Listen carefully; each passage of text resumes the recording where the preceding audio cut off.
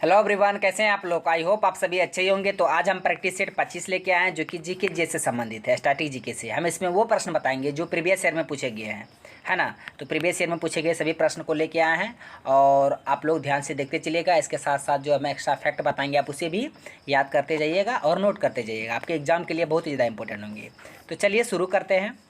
पहला क्वेश्चन है कि संविधान सभा के ... 1946 के अंतर्गत भारतीय संविधान का निर्माण हुआ था, है ना। किस प्लान के अंतर्गत भारतीय संविधान का निर्माण हुआ था, आपको ये बताना है। ऑप्शन देख लेते हैं, उसके बाद आंसर भी जान लेंगे और उसके साथ जो हम एक्स्ट्रा पॉइंट बताएंगे वो आपके एग्जाम के लिए बहुत ही ज़्यादा इंपॉर्टेंट होंगे। पहले तो आंसर जान लेते हैं। ऑप्शन में दे रखा आपको cabinet ministry plan, minister plan, missionary plan, mission plan. तो इसका सही आंसर ऑप्शन डी हो जाएगा। कैबिनेट मिशन प्लान के अंतर्गत भारतीय संविधान का निर्माण हुआ था। इसी के अंतर्गत जो संविधान सभा है, संविधान सभा का जो गठन हुआ था, यही क्या कहते हैं कैबिनेट मिशन के अंतर्गत। उसके बाद अंतरिम सरकार का गठन हुआ था, अंतरिम सरकार का गठन हुआ था कैबिनेट मिशन 1946 के तहत, है ना। तो ये सभी का जो हुआ था गठन, ये कैबिनेट मिशन के प्लान के तहत ही हुआ था। और संविधान का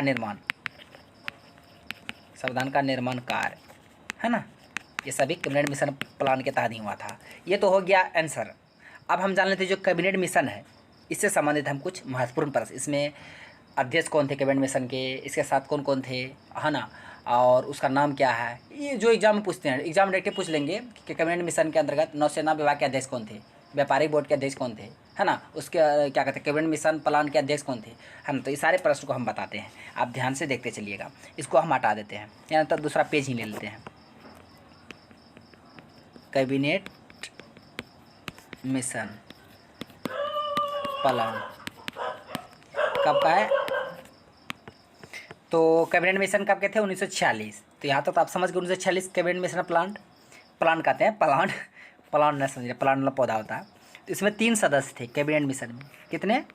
3 सदस्य थे। कौन कौन थे उनका नाम बता देते हैं, वो किस विभाग के अध्यक्ष वो भी बता देते हैं, आप सिर्फ देखते चलिएगा। पहला थे पैथिक लॉरेंस, ये अध्यक्ष थे कैबिनेट मिशन, मेन हेड थे। उसके बाद स्टेफोर्ड क्रिप्स,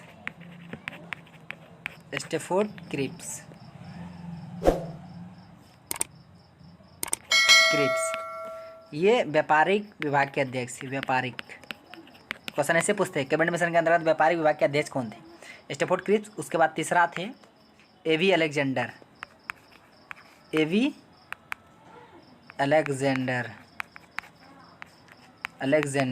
ये नौसेना मंत्री थे, नौसेना विभाग, है ना।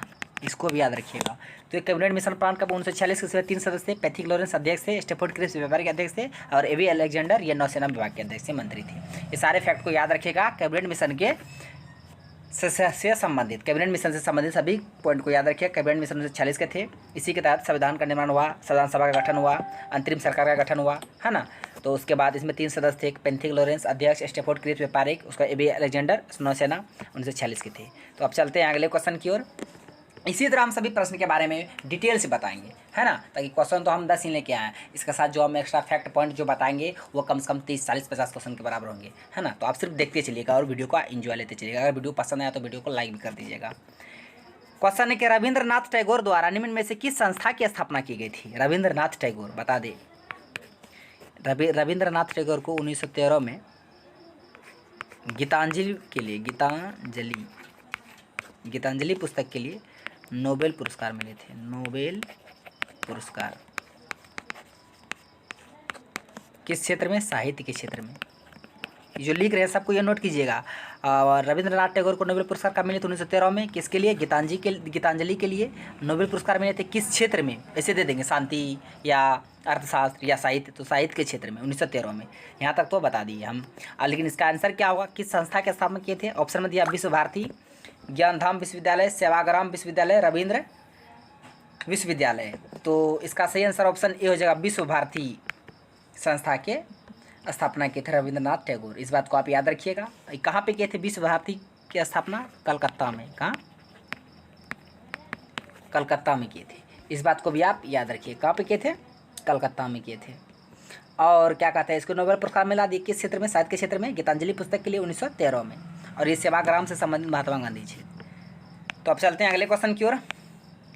क्वेश्चन है कि भारत की पहली यूरेनियम की खान जादूगढ़ा कहाँ स्थित है। वीडियो के अंत तक बने रहिएगा। हम अंत में एक क्वेश्चन भी दिए, बहुत ही इंपॉर्टेंट क्वेश्चन है साइंस के, उसका आंसर आपको आप लोगों को कमेंट बॉक्स में देना है। और उसके साथ साथ जो हम सेशन खत्म होने के बाद उसको रिपीट भी कर देते हैं ताकि आप लोग को यहीं पे याद हो जाए, है ना। सिर्फ आप लोग ध्यान से देखते चलिएगा और वीडियो के अंत तक बने रहिएगा। आपके एग्जाम के लिए बहुत ज़्यादा इंपॉर्टेंट होगी ये सेशन जो हम करा रहे हैं प्रैक्टिस सेट।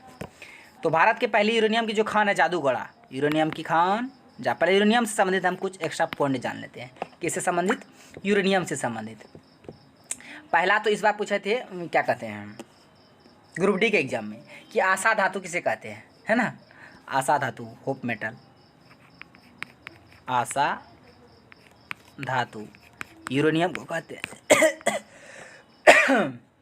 आशा धातु किसे कहते हैं? यूरेनियम को। पहला हो गया।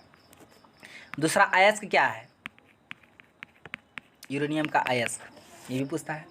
यूरेनियम का अयस्क क्या है? पिच ब्लेंड, पिच ब्लेंड, यथाबो है ब्लेंड। यूरेनियम का अयस्क पिच ब्लेंड, और इसे आशा धातु भी क्या कहा जाता है। उसके बाद इसका खान कहाँ है? तीसरा नंबर जादूगढ़ा, जादूगढ़ा। ये जादूगढ़ा किस स्टेट में है? चौथा नंबर में झारखंड में। किस स्टेट में है? झारखंड में, झारखंड में है। तो इतना तो हम बता दिए। क्या क्या बताए एक बार फिर से हम, है ना। यूरेनियम को आशा धातु कहा जाता है, इसका अयस्क है पिच ब्लेंड, और कहाँ सबसे अधिक पाया जाता है? भारत में जादूगढ़ा। जादूगढ़ा किस स्टेट में? झारखंड में है। तो इसका करेक्ट आंसर ऑप्शन सी हो जाएगा, झारखंड। यूरेनियम का खान जो जादूगढ़ा किस स्टेट में? झारखंड में। तो यहाँ तक तो आप समझ गए होंगे। अब चलते असम। असम में क्या है सबसे अधिक? चाय। असम में सबसे अधिक चाय का उत्पादन सबसे अधिक असम। और कर्नाटक में किसका सबसे अधिक उत्पादन? कॉफ़ी और लाल चंदन, ये कर्नाटक में। और केरल में जो थोरियम है, यूरेनियम तो बता दिए, थोरियम। भारत में सबसे अधिक थोरियम कहाँ पाए जाते हैं? केरल में।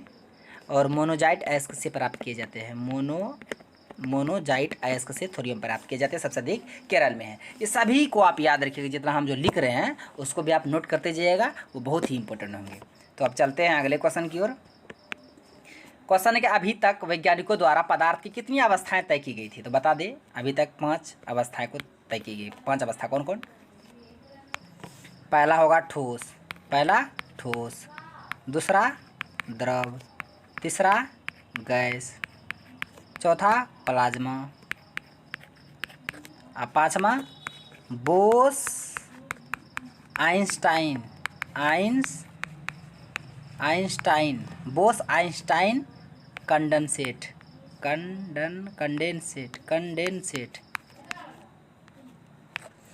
ये 5 अवस्थाएं पदार्थ की, ठोस, द्रव, gas, plasma, Bose Einstein condensate. इसका सही आंसर ऑप्शन डी हो जाएगा। 5 अवस्था अभी तक तय की गई है, इस बात को आप याद रखिएगा। नेक्स्ट है कि सौर पैनल में निम्न में से कौन सी धातु का प्रयोग की जाती है? मेटल का सौर पैनल में। तो बता दीजिए, सौर पैनल में सिलिकॉन धातु का प्रयोग किया जाता है, सिलिकॉन धातु का, इस बात को आप याद रखिएगा। इसके साथ साथ चांदी का भी प्रयोग किया जाता है, लेकिन अधिकतर सिलिकॉन का प्रयोग किया जाता है सौर पैनल में, इस बात को याद रखिएगा। इसका आंसर ऑप्शन डी हो जाएगा, सिलिकॉन। और जो सौर पैनल है ये किसको किस में बदलता है?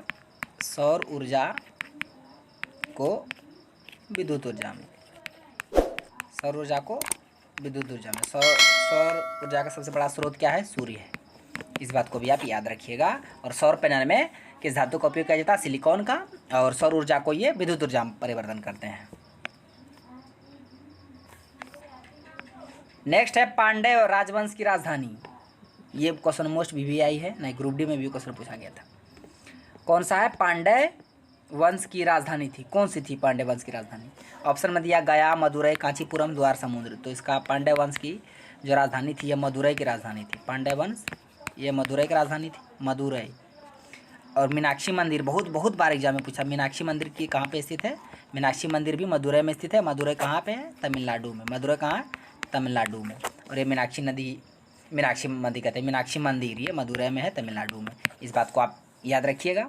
और ये मदुरई के ही राजधानी थी, मदुरई की राजधानी थी पांड्य वंश, इस बात को आप याद रखिएगा। पांड्य वंश की राजधानी थी मदुरई, ये बोल रहे हैं ना, यहाँ पांड्य वंश की राजधानी यानी मदुरई पांड्य वंश की राजधानी थी, इस बात को आप याद रखिएगा। और मदुरई में ही मीनाक्षी मंदिर है और ये तमिलनाडु में है।